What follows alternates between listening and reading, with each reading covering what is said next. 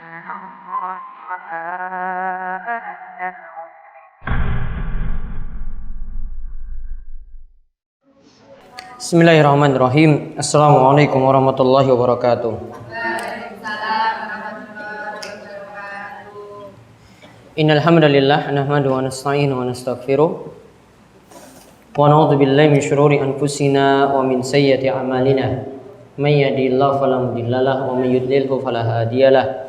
Wa asyhadu an la ilaha illallah wahdahu la syarikalah wa asyhadu anna Muhammadan abduhu wa rasuluh. Allahumma salli ala nabiyyina Muhammad wa ala alihi wa man tabi'ahum bi ihsanin ila yaumiddin. Allahumma anfa'na bima 'allamtana wa 'allimna ma yanfa'una wa zidna ilma. Baik, para jamaah ibu-ibu sekalian yang semoga senantiasa dirahmati dan diberkahi oleh Allah Subhanahu wa taala. Kita bersyukur pada Allah atas nikmat dan karunia yang telah Allah anugerahkan kepada kita sekalian, sehingga di kesempatan malam hari ini kita dapat kembali melanjutkan pembahasan tafsir juz amma dan juga pembahasan fikih wanita dari fikih sunnah linisa karya Syekh Abu Malik Kamal bin Said Salim. Baik, kali ini kita melanjutkan tafsir juz amma dari surat Al-Insyiqaq. Dari surat Al-Insyiqaq.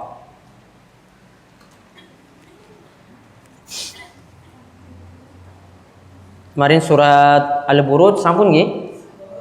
Sudah. Sekarang surat Al-Insyiqaq. Ditulis tafsir surat Al-Insyiqaq. Tafsir surat Al-Insyiqaq.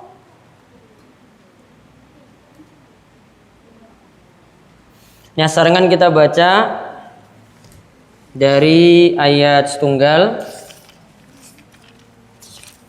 sampai ayat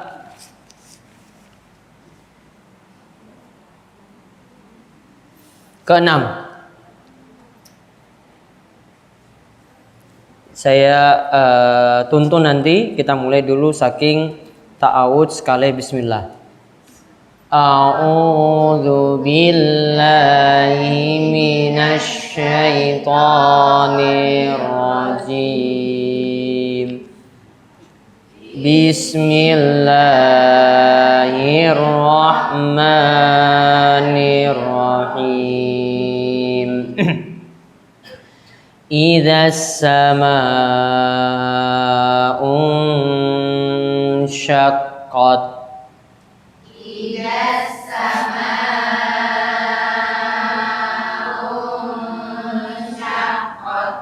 Idzas samaa'un syaqqat. Idzas samaa'un syaqqat. Idzas samaa'un syaqqat. Idzas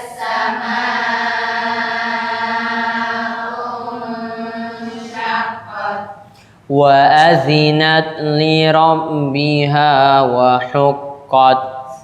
Wa azinat li rabbiha wa huqqat. Wa azinat li rabbiha wa huqqat.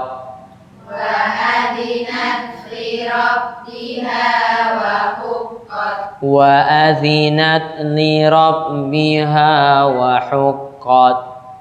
Wa adinat li rabbiha wa huqqat. Wa idzal ardu muddat.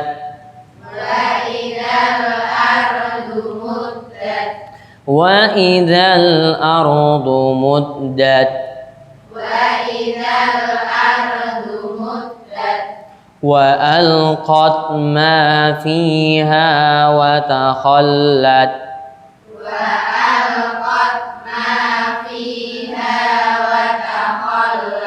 وألقت ما فيها وتخلت وألقت ما فيها وتخلت وألقت ما فيها وتخلت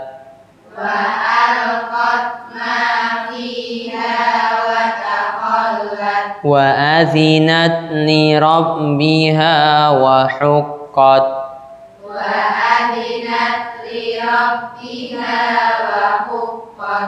يا أيها الإنسان إنك كادح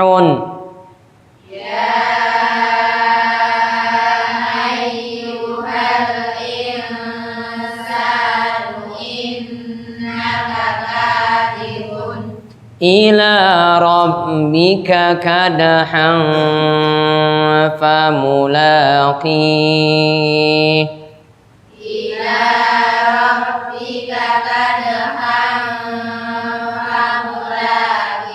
يا أيها الإنسان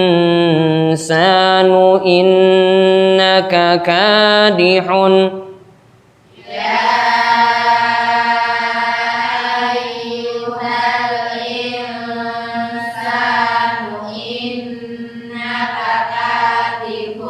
إلى ربك كدحا فملاقيه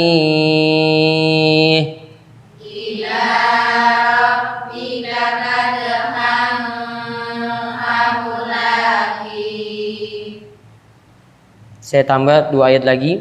فَأَمَّا مَنْ أُوتِيَ كِتَابَهُ بِيَمِينِهِ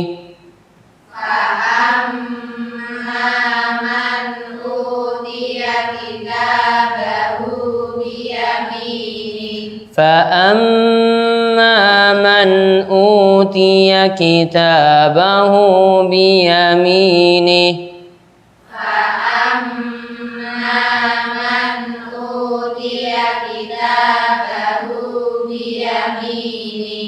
فسوف يحاسب حسابا يسيرا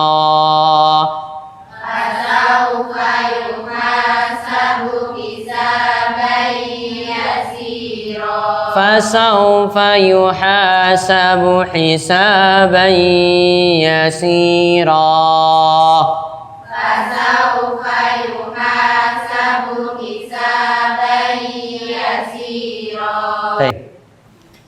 Dicatat tadi tafsir surat Al-Insyiqaq.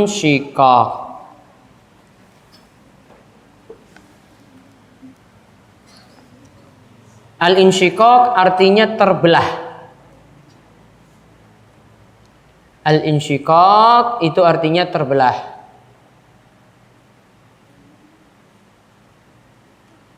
Al-Insyiqaq itu artinya terbelah.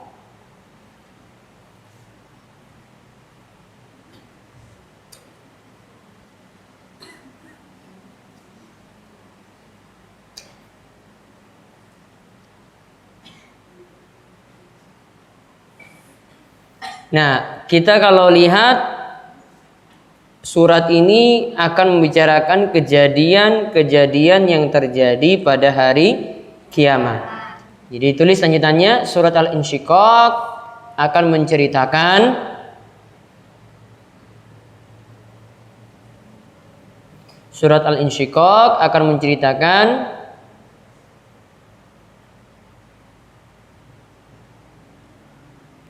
kejadian-kejadian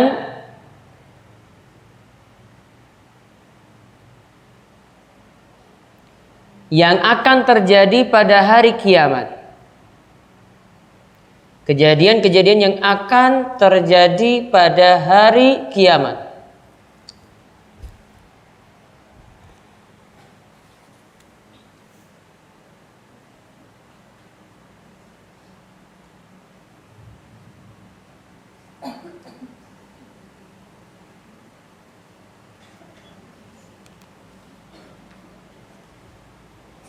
Nah, sekarang faedah tafsir surat Al-Insyiqaq. Faedah tafsir surat Al-Insyiqaq. Ini ada 25 ayat nanti kita bahas.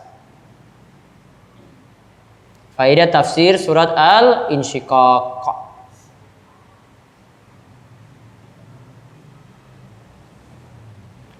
Kita lihat ayat yang pertama, idzas samaa'un syaqqat. Artinya, jika langit itu terbelah. Jika as-sama' langit insyaqqat terbelah.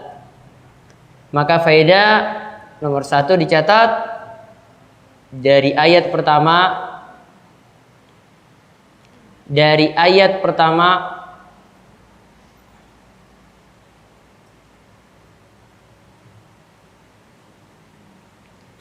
menunjukkan bahwa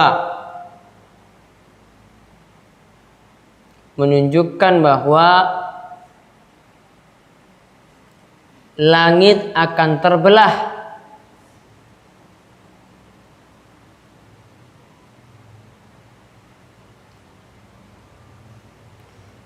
Langit akan terbelah pada hari kiamat.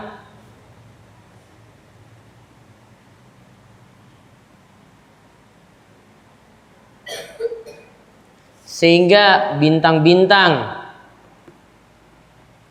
akan berserakan. Nggak tahu entah kemana gitu. Lalu matahari dan bulan bersatu. Seperti terjadinya gerhana nggih. Lalu matahari dan bulan itu bersatu. Kemudian malaikat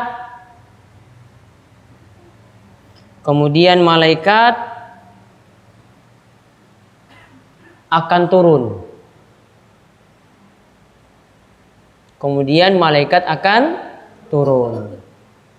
Jadi ketika langit terbelah, maka benda-benda langit itu akan berserakan.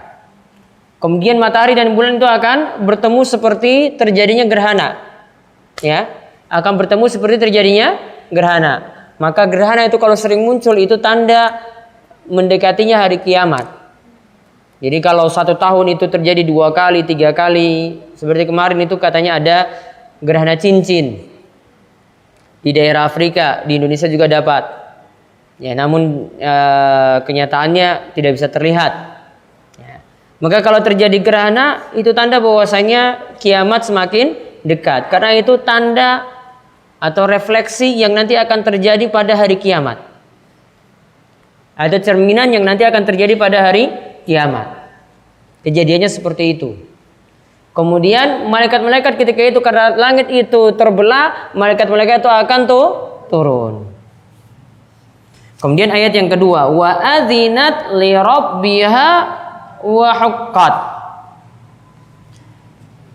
Wa adzinat dan ia patuh. Li rabbiha kepada tuannya yang sudah semestinya dia itu patuh. Yaitu tadi tentang malaikat. Malaikat itu patuh kepada Allah Subhanahu wa taala. Maka ditulis faedah nomor 2 dari ayat yang kedua disimpulkan.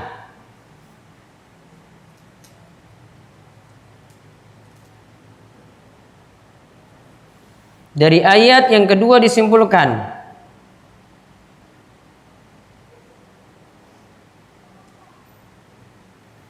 bahwa langit dan malaikat itu patuh pada Allah Subhanahu wa taala. Bahwa langit dan malaikat itu patuh pada Allah Subhanahu wa taala.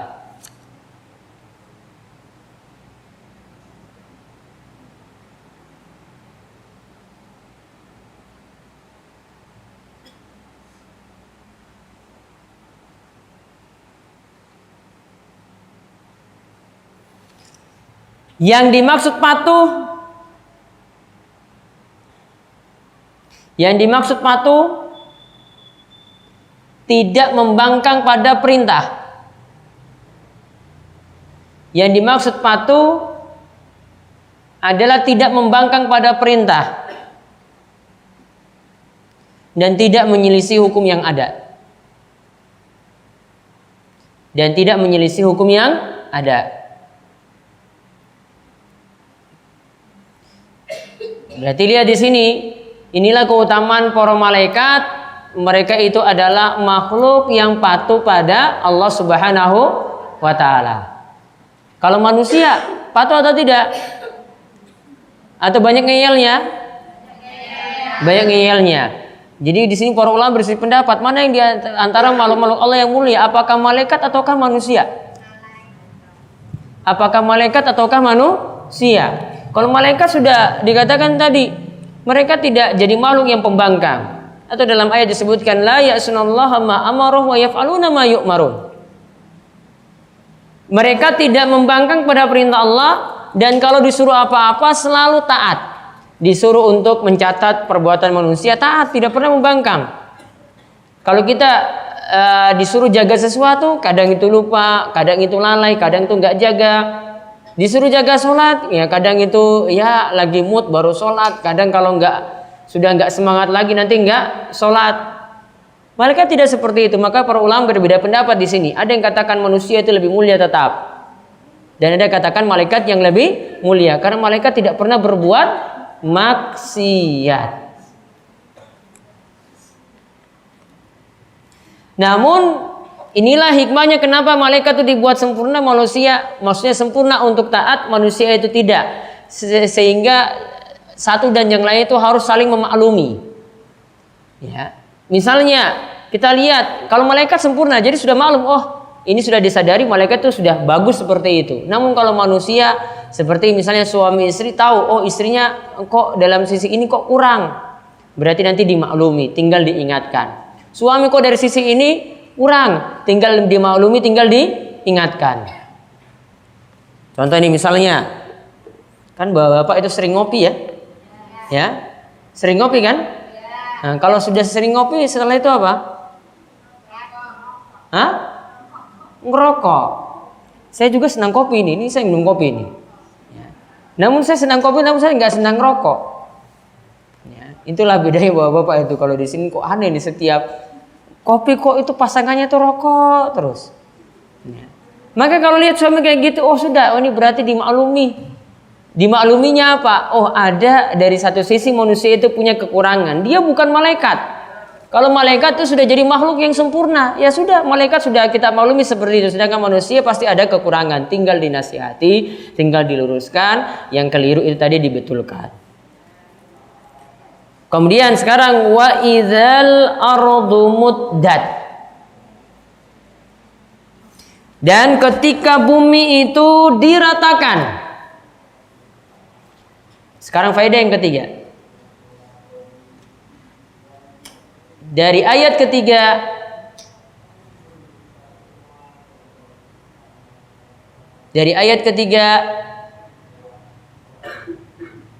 disimpulkan pada hari kiamat. Disimpulkan pada hari kiamat bumi itu akan diratakan.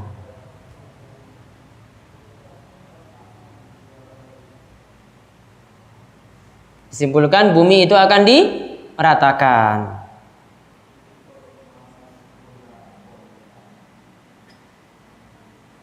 Jadi nanti tidak ada gunung-gunung lagi. Gunung Kidul itu akan rata, sama dengan Jogja itu rata semuanya.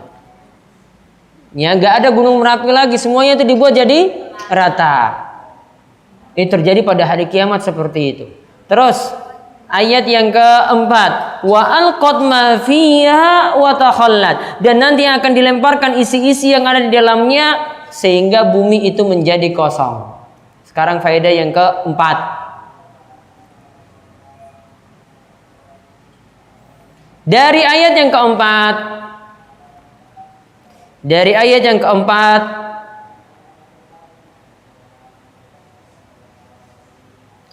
bumi akan mengeluarkan isi-isinya. Bumi akan mengeluarkan isi-isinya.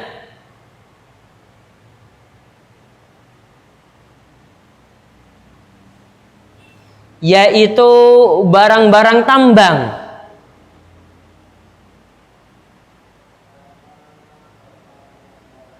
Kan dalam bumi kita ini ada barang-barang tambang kan?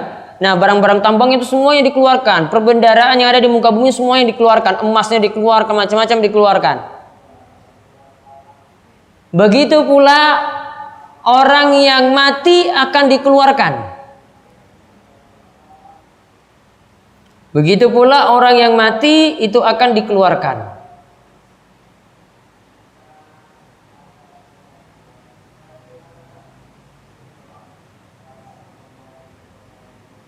Sehingga bumi menjadi kosong. Sehingga dalam bumi menjadi kosong. Sehingga dalam bumi itu menjadi kosong.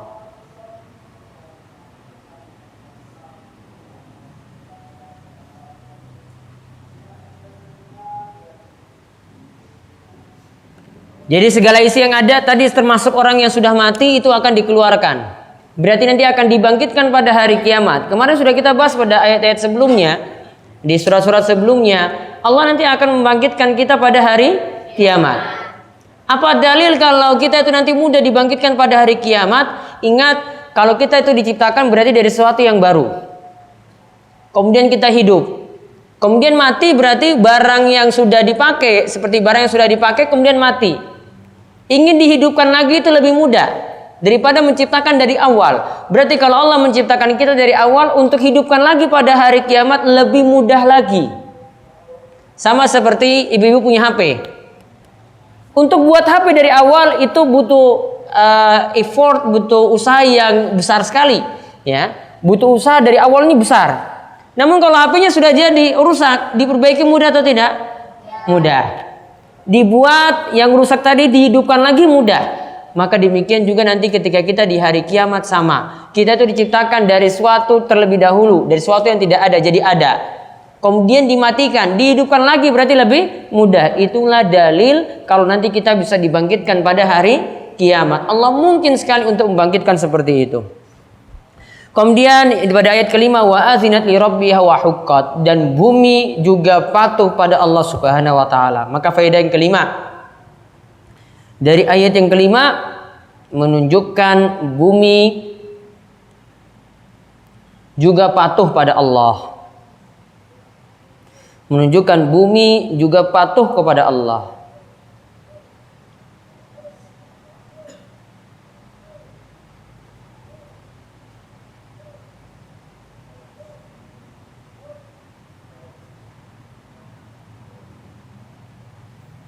Nah, sekarang kita lihat ayat yang ke-6.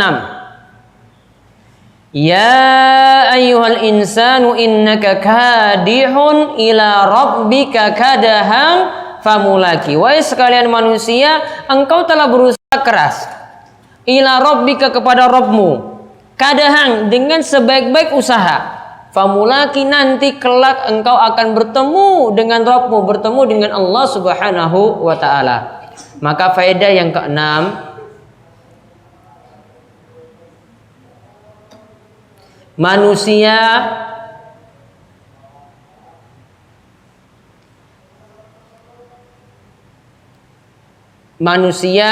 ada yang beramal baik dan ada yang beramal buruk. Manusia ada yang beramal baik dan ada yang beramal buruk.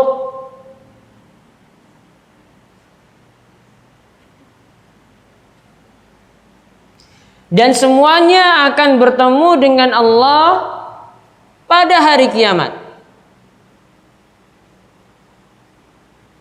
Dan semuanya akan bertemu dengan Allah pada hari kiamat. Untuk dibalas amalannya masing-masing. Untuk dibalas amalannya masing-masing.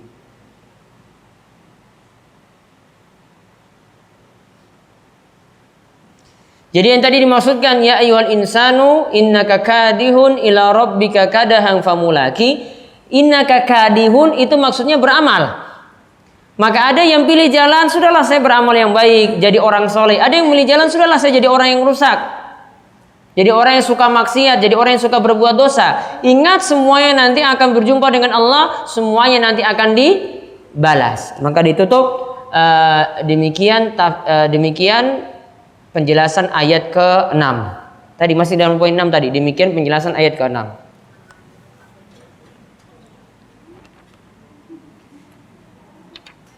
Wallahu a'lam bishawab.